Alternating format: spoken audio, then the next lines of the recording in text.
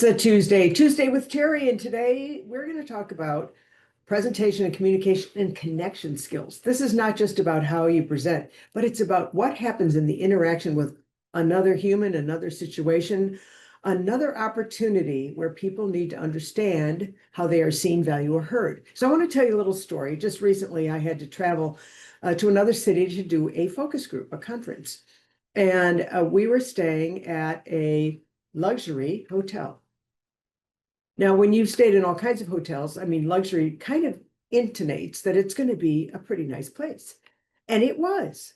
I mean, they had spent lots of money on the valet and the reception area. They had beautiful pieces of art, probably in the hundreds of thousands of dollars. And they had one problem, one weak link. And let's just call him Sam. And Sam was at the desk when we checked in. Now, I want you to know that everybody, and I know this better than anybody, has a bad day. Things don't go well, you don't feel well, you've had some cranky people, whatever. But Sam represented the face of this luxury hotel. And quite frankly, checking us in, he was a little bit stiff. Matter of fact, he never smiled. He never said, welcome. How can I help you? And I always like to make people feel comfortable, and he absolutely would not respond. So we get to the room and everything's fine. During that time, we brought an entire event to this hotel. So it was not just us staying there, the whole, group, the whole team. So there were several rooms involved, and there was banquet and, catering and the whole thing. He was rude and continued to be rude the entire time we were there, to the point where he was actually obstinate. This is what occurred to me. I'm looking at this beautiful hotel. I'm looking at the money, the detail, the expense, the income, the brand. And it was this one weak link that was giving us a very bad first impression. Now, may I tell you that the rest of the team was outstanding. The catering couldn't be more helpful. The valet couldn't be more helpful. Everybody in the restaurants was extraordinary. And I mean, not just good, not great, extraordinary, except for Sam. Now, I have to ask you a question. If this was your first opportunity to connect with someone and you had that kind of impression, it would definitely impact how you felt about the experience.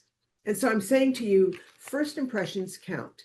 And like I said, everybody's entitled to a bad day, but how you breach the brand of professionalism, connection, authenticity, transparency. If you are a luxury hotel and you're spending billions of dollars on the fretta, linens and whatever, and you have this cranky butt in the beginning, what's that going to do to your impression about going back, about repeat business?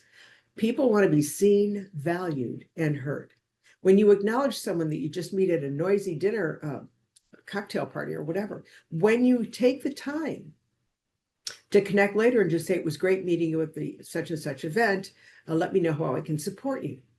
So image, to quote my good friend Don Hudson, who does a terrific story on image, is an ever-changing variable. Now, Sam could have been the next day been cheerful and warm. As a matter of fact, when we left the building, which is very early morning, we walked past the desk, he never even said good morning. He made no eye contact. So if it wasn't for the extraordinary service that we got from the rest of the team, Sam could slam dunk this hotel's reputation, the experience.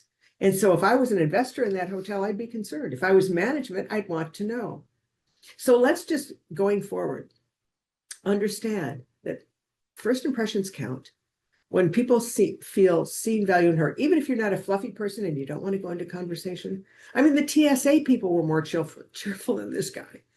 It makes sense, if you're going to have consistency of brand, that your communication, how you communicate, what's your eye contact, tone of voice, and your ability to reach out and help someone is going to count.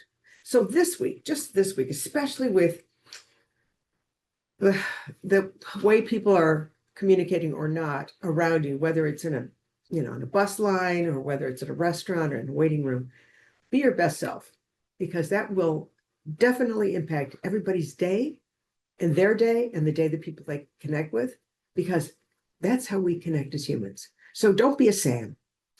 Just be a Lacey. She was one of our workers, and she was so cheerful and so accommodating that she almost made up for Sam. So don't be a sim. See you next week.